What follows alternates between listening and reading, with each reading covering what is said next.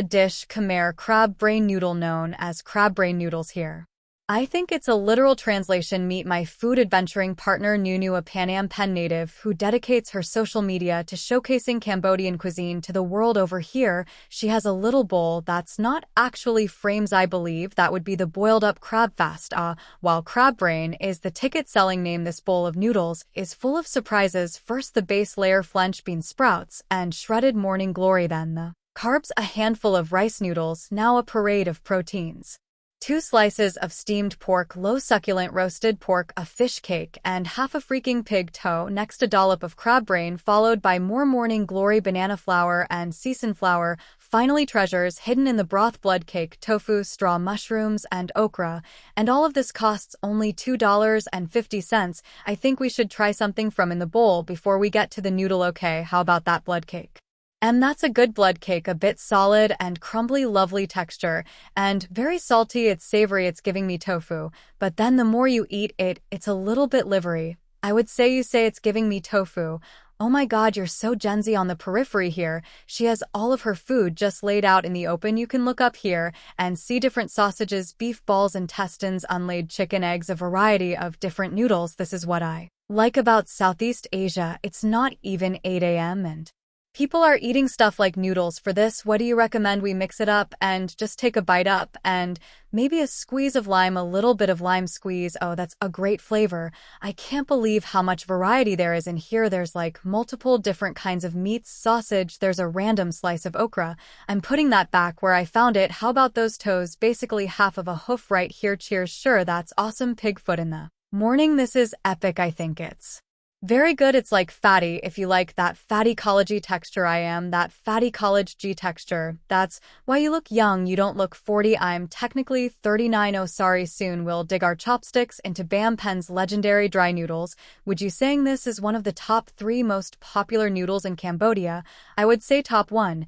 But first, right now we're in Central Market. Could you tell me a little bit about this place? Central Market in Cambodia is known as Sai. It's basically a heritage, because this market has been built during the colonial times. In 1930s, the Central Market was the biggest market in Asia at the time of its grand opening in 1937. Today, it remained a living monument in Pan Am Pen, with a striking 85 feet high dome with 4 sprawling wings filled with thousands of stalls and goods, seafood, poultry, fresh, cooked, sweet, savory.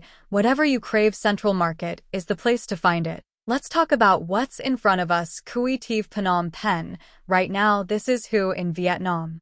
Cambodia's neighbor to the east. Hun Bang is a popular noodle dish that originated here in Cambodia, and it's known for its thin, chewy rice noodles. This is a Cambodian breakfast staple. It starts with steamed pig stomach, a pork bowl, shrimp, pork liver, intestines, wan's noodles, and bean sprouts, all blanched and tossed in a bowl. Pour bander and fried garlic join as flavor enhancers. You can opt for a traditional grate with broth or get it dry with the broth on the side. First, I would recommend to put a little broth to loosen up the noodles. All right, loosen up guys, just relax.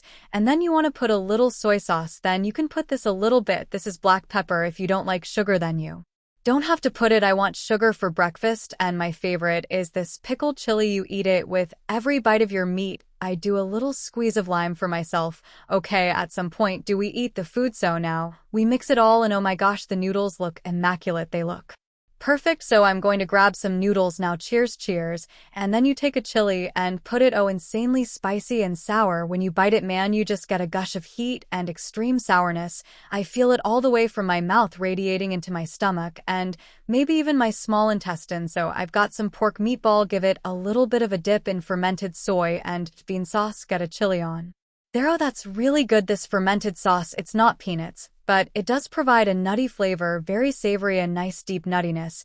But man, taking on these noodles in the dry form, it's just my favorite because they're not getting saturated in that broth. They keep a nice firm texture to them, and instead of soaking up the broth, they're soaking up the pepper and the sugar, the fermented soybean sauce, all that together. The only thing we have to do is to cool it down with some baro clink. That is yummy broth. Is that a pork bone broth? Yes. I live in Vietnam. It's not far from here. And you can see some of the overlap between the two countries in the noodles, in the fresh herbs, in the different meat selection, and in the broth. The broth, they've taken so much time and care. It's so fatty and porky, maybe a little bit of MSG, always all the things that make life worth living. Exactly. If you're used to noodles and pig organs for breakfast, how about a more adventurous option? Soon we'll be trying a porridge brimming with dozens of snails. I want to back up though and ask a little bit more about this insane city. Years ago, when I came here the first time, maybe 10 to 12 years ago, they called this the Wild West of the East, as Cambodia's capital and biggest city Phnom Penh has a population of over 2 million, nearly 10 times bigger than the next biggest city. Siem Reap locals come here in pursuit of opportunities, leaving the countryside in favor of the only major city that may offer them a new life. Snail porridge. This is our final dish in the market today. Right here we have a porridge with snails. What are your thoughts on snails? I love snails. This is a pretty common ingredient, so nobody here is squeamish about snails. No, our porridge begins with bean sprouts,